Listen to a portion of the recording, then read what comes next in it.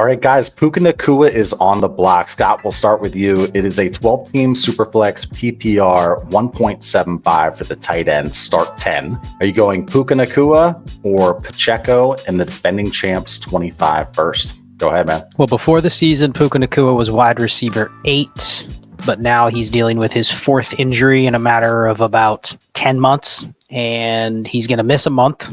Isaiah Pacheco is set to smash, and you're getting to 25 first, which, some people say it's the greatest running back class or the greatest overall class in terms of dynasty value that we've ever seen. So just having a first in your pocket, I don't care if it's the defending champs or not, there's going to be a window where you'll be able to sell that. This is the most you're going to get for a player that is injured for a month, didn't have a good week 1. That is dynasty.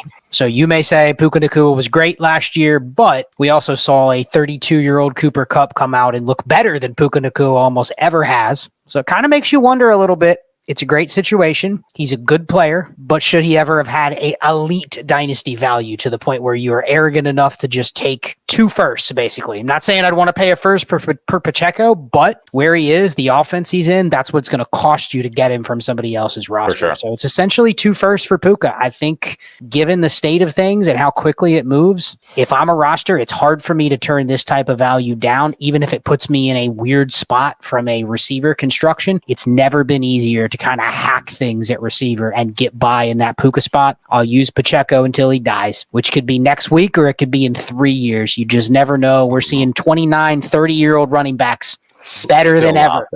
So I'll take the first in my pocket in Pacheco and just live to see another day with a guy I know is going to be out till week 7. So Shane, it's a 12-team Superflex PPR 1.75 for the tight end, start 10. Are you going Puka or Pacheco and the defending champs 25 first? Yeah, I'm going Puka. Just not to just disagree with Scott, but I'm going to disagree with that it was arrogant to think Puka was an elite asset because the dude put up 17 points a game as a rookie. Now, yes, a couple things have changed since that end of that rookie season. His knee fell apart in the offseason, and he took 4 weeks off. You hoped his knee would be better. He played, I don't know, a quarter and a half. I don't know how long he played. And then he injured the knee again. So it doesn't bode well for his future prospects, right? But one thing in fantasy we do have is a very short memory. Puka comes back in week 7 and smashes. His value is going to recover. There's the non-zero chance that 31-year-old Cooper Kupp, who has a history of lower body injuries, could get injured and leaving Puka in the same exact position as he was last year, obviously later in the season. I do obviously love 25 firsts. I like Pacheco a lot, but I would probably try to move Puka for something else other than the running back and the 25 first, because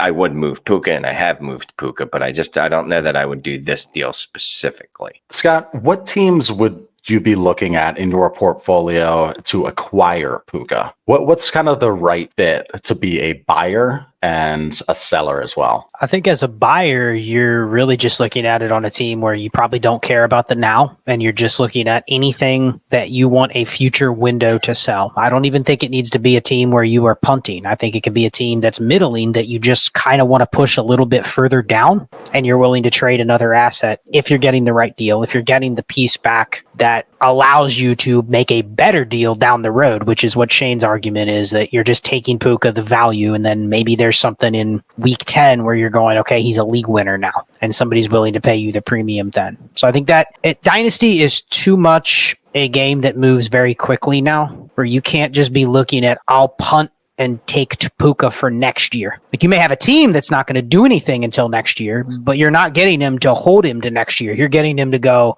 okay, I'm getting him now at 85% of what he was before the season. But when it's week 8, just because he's a young receiver doesn't mean I can't move him again for 225 first or something like that when the deal presents itself. So I don't even think it's a tanking or a punting team. I think it's just a team that doesn't care about the next month or two. And you're just okay taking the gamble that, hey, I'm getting an asset that helps me get something bigger down the road. Shane, what teams are good fits as being sellers of Puka? Everyone. I mean, without being flippant, because if I can find someone else in my league, like Scott alluded to, that is punting this year, right? Because they're looking the next year and they don't think that they can do better. So maybe they want to give me Zay Flowers in a first because they're not competing this year. And they just, obviously think Puka's elite. I'll take it. I'd also actually buy Puka on contenders if I can find a way to get that done as well as a piece for the end of the season to throw at people. I'm buying and selling Puka. Like it's not a binary choice. It literally every league, if I can afford to buy him, I'm going to buy him. If it's a rebuilder and someone offers me 2 assets for him, say like again, 25 first and Zay Flowers, well, then he's gone. So it really depends on what assets I can get back for him. Scott, would you trade Puka for McBride right now in a 1.75 tight end premium? So it's a bigger picture answer. The answer would be no.